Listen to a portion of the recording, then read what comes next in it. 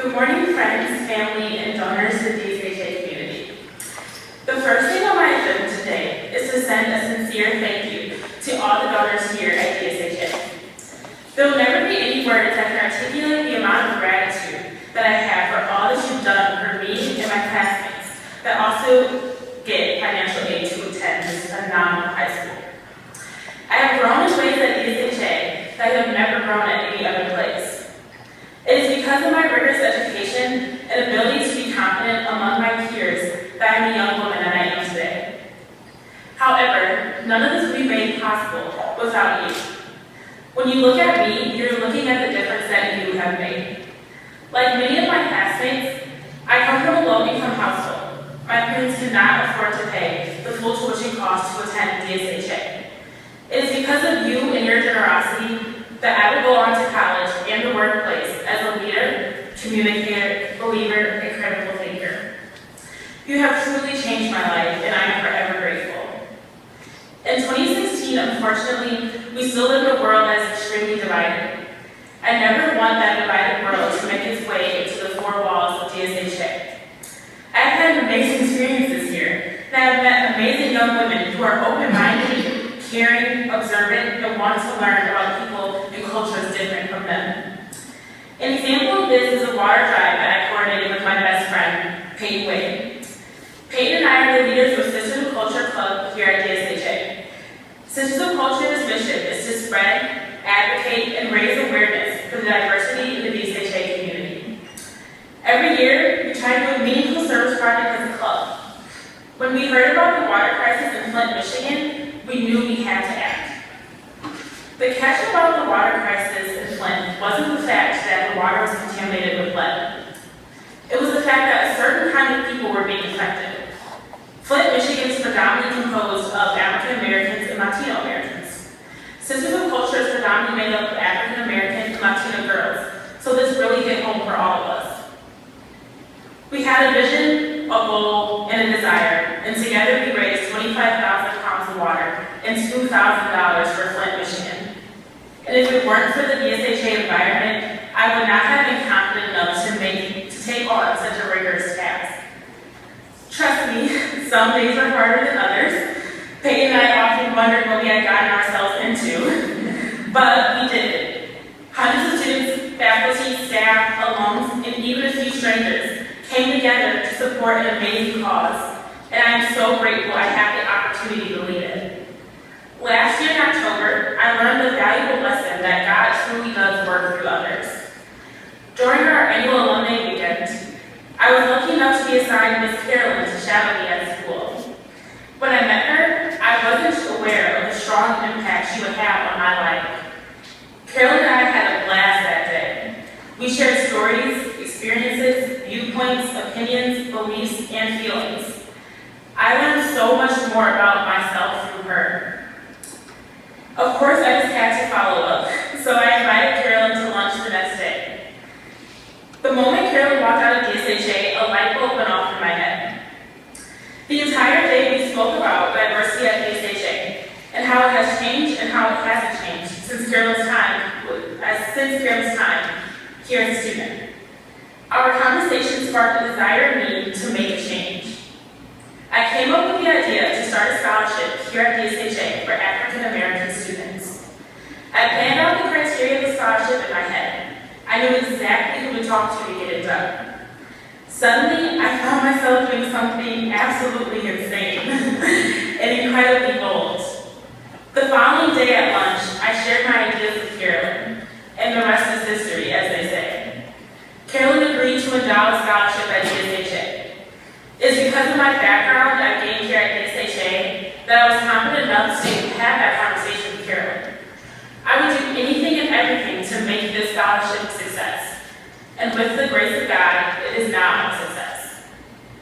Before I graduate with the class of 2017, I have made it my duty to do for tomorrow's students what you are doing today.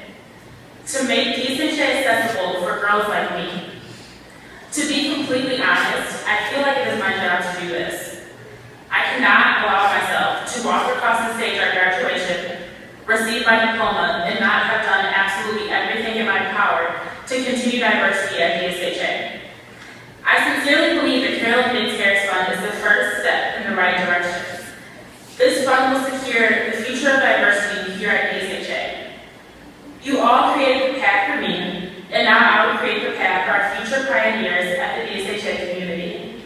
And with that, I would now like to introduce the brilliant, beautiful, bold, and phenomenal woman, Ms. Carolyn Biggs Harris, who has truly made it all possible.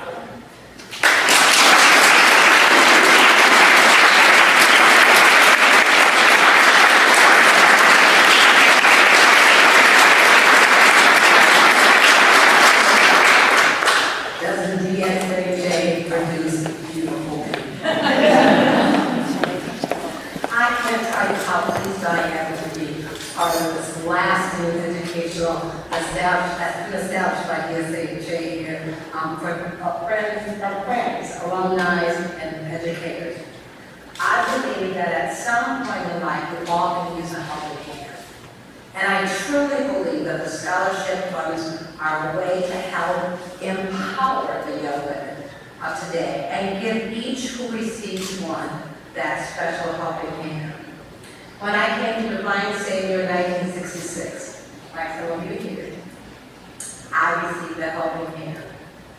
There were 7 kids in my family and very little money. My mom was a single parent. She originally worked for Sacred Heart Healthcare Company, and that was owned by Mr. Harry John. And he asked for my money, just really got me right. And so he took a nice German woman and asked my mom if she would come out of the calendar factory and come in the house to be the housekeeper and child care giver for her and her kids. And my mom did, okay? And my mom always said that Erica, was her name, Erica John, she was the sweetest lady in the world, and you know she didn't speak much English. I think I can honestly say that the John family cared very much for my mom.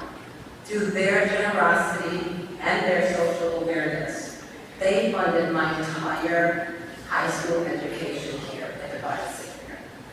And all I can say is how empowering it's been.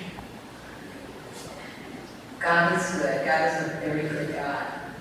October of last year, at the very last minute, I decided to attend my 45th high school reunion. I called the school, the alumni office, apologized for having took a late RSVP, and asked like Michelle, an African-American student. And they told me, well, they checked, but they were pretty sure they could accommodate my request. And believe it or not, when I arrived, they introduced me to Megan Wiggs. And somehow, I was suddenly swept away on a tide of her enthusiasm and her purpose. Did you hear her speak? Could not help myself. I'm not kidding. Megan Wiggs touched my very spirit. I was so impressed with her. I can't say enough about her. And to say God is good is an understatement, because He positioned me in a very uncertain time. Actually, I had just lost my biggest major client. I'm an HR person, and he helped me fund the scholarship endowment fund aimed at giving a helping hand to other African American young women who I honestly believe can and will make a difference in our world. Make it uplifting. She empowered me to look inside and remember that, even when we think we can't, God knows that we can, and He gives us a helping hand. With me today is my very best friend, Jackie McLean.